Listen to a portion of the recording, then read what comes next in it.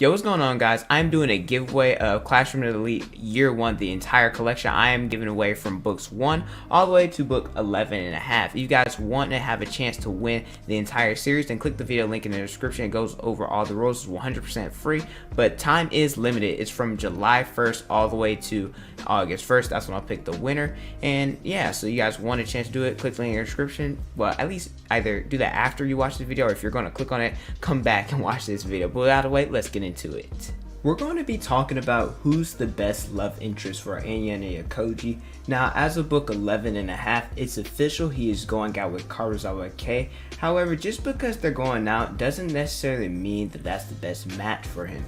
In this video, we will be looking at different characters from year 1, so books 1 through 11 and a half, and see who he is the most compatible with. Also, we won't be including characters from year 2 because, well, 1, as this video is recorded, I have not read the first volume, and 2, well, there's probably be some juniors who have a crush on their senpai in Ayanokoji, and like I said, I haven't read the first volume. The characters we will talk about include Karuizawa, Ichinose, Sakayanagi, Sato, Sakura, Hiyori, and the last 2 have asterisks by them, which I'll explain why in a bit, but they are Harita and Kushida.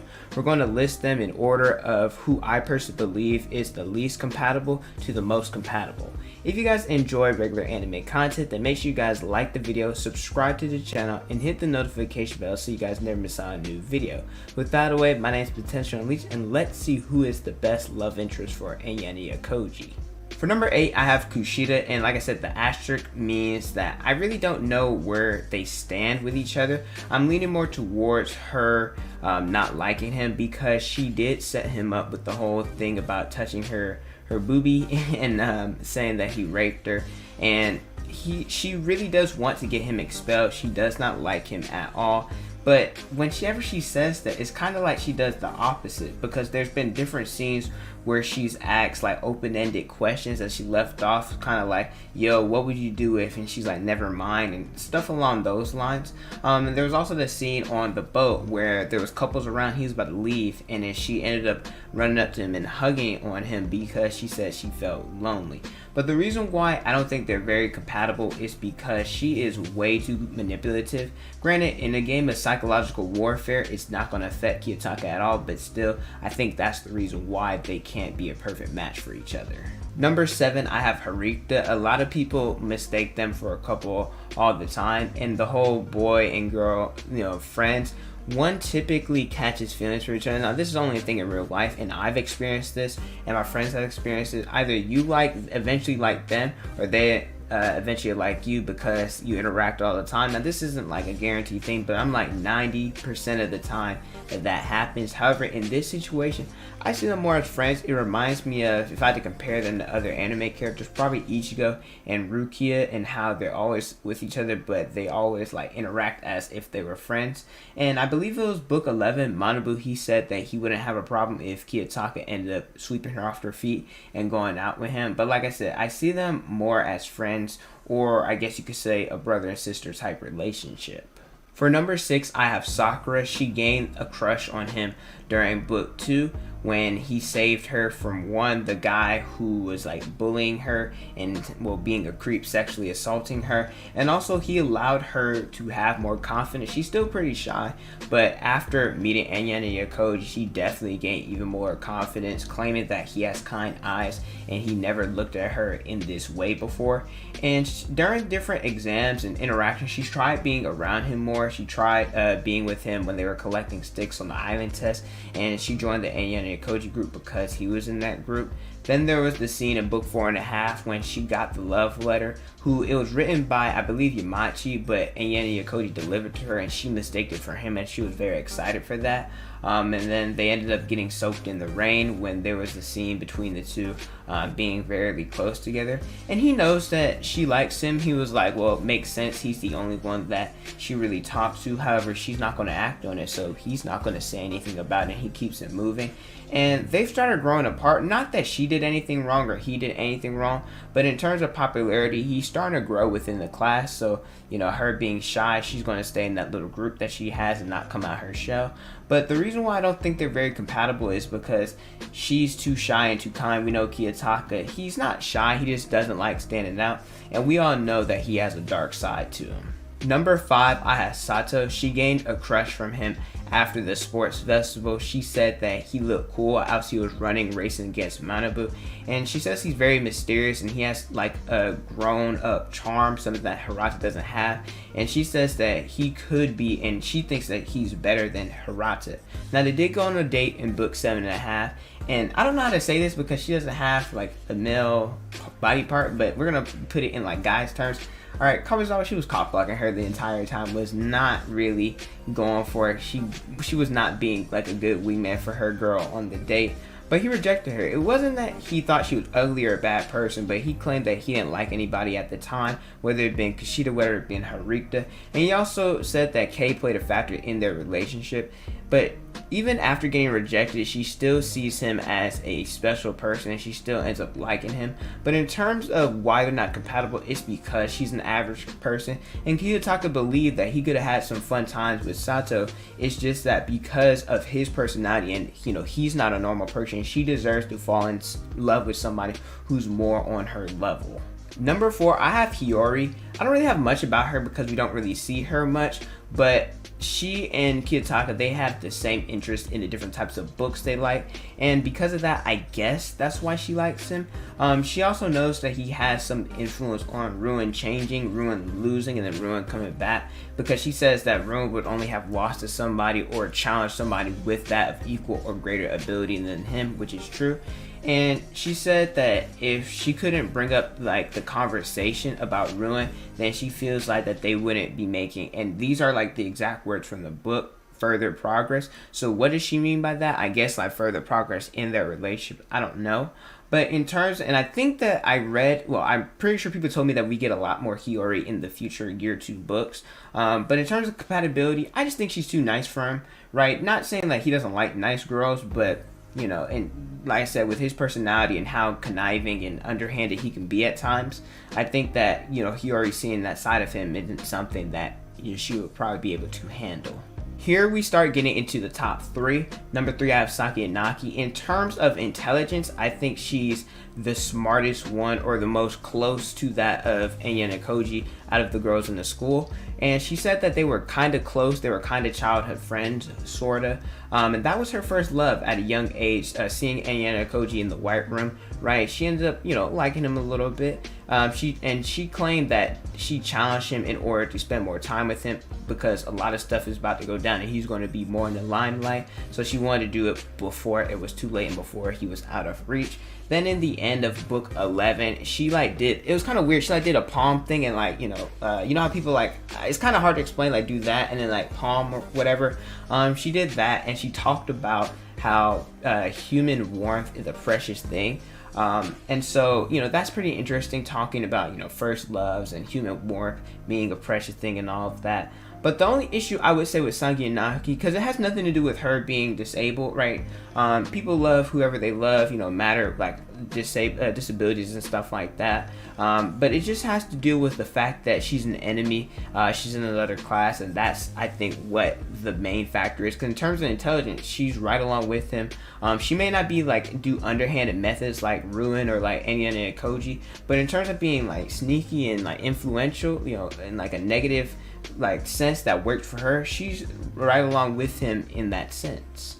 Number 2, I have Ichinose, right? Kiyotaka, he thought Ichinose, and he still does, think she's an attractive girl. Earlier in, I think, book 2, she tried to get him to fake being her boyfriend so that she wouldn't have to confess or accept a confession for somebody, because Ichinose, she's ignorant when it comes to love. But in book 9, that's when they really started becoming a little bit closer.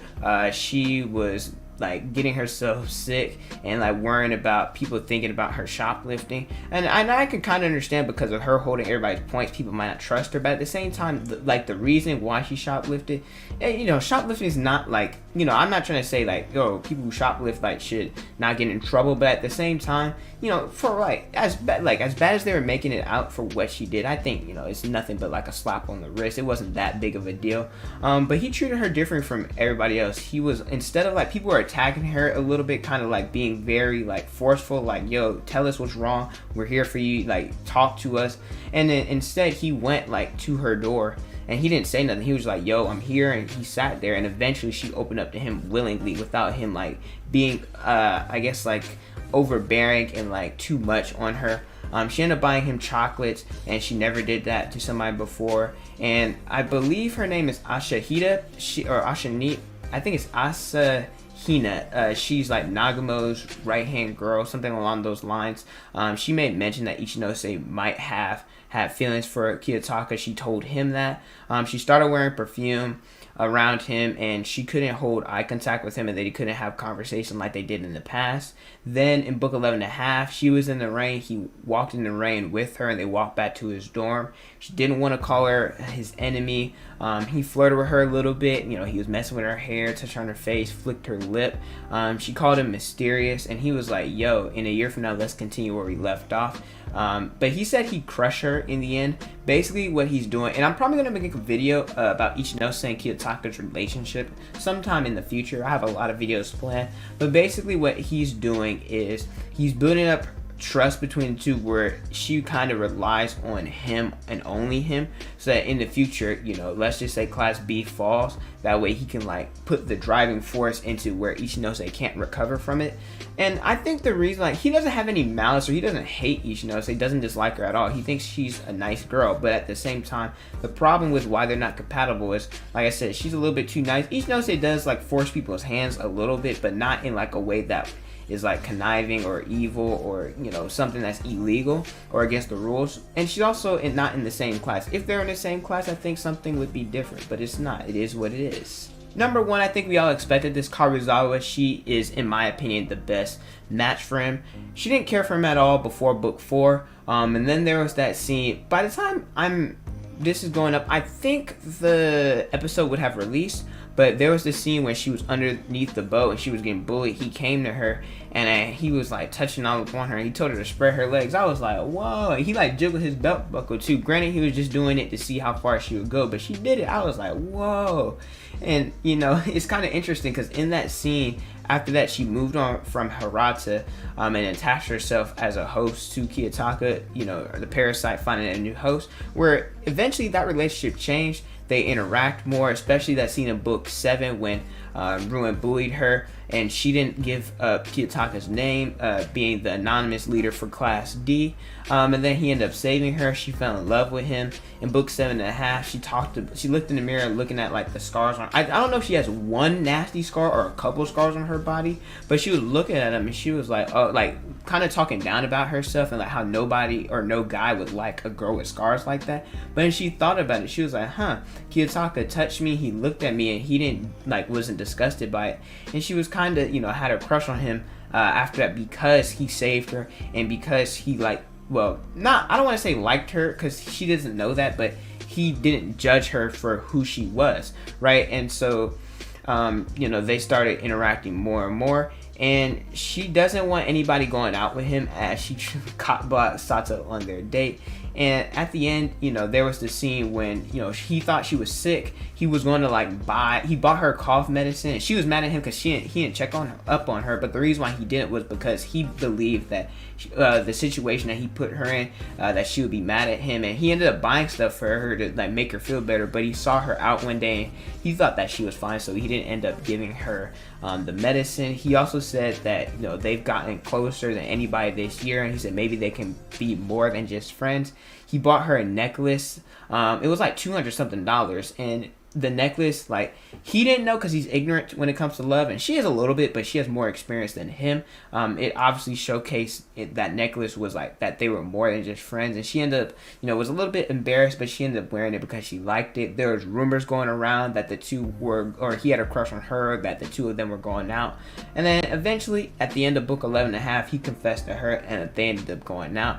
And there's two things he says. Well, he doesn't know if, like, you know, once he reads the book about love, because he loves learning, once he like figures out everything love has to offer, he's trying to see, he said, will I discard her like, you know, everything else, or will I hold her dear and precious to me, because that's something that's a possibility. And so I think the reason why they're so compatible, I don't think she's the smartest one in the class, but she's definitely not dumb. She has average or at least above average intelligence, and I believe she asked Kiyotaka to help her study, and they're probably going to do that in future books.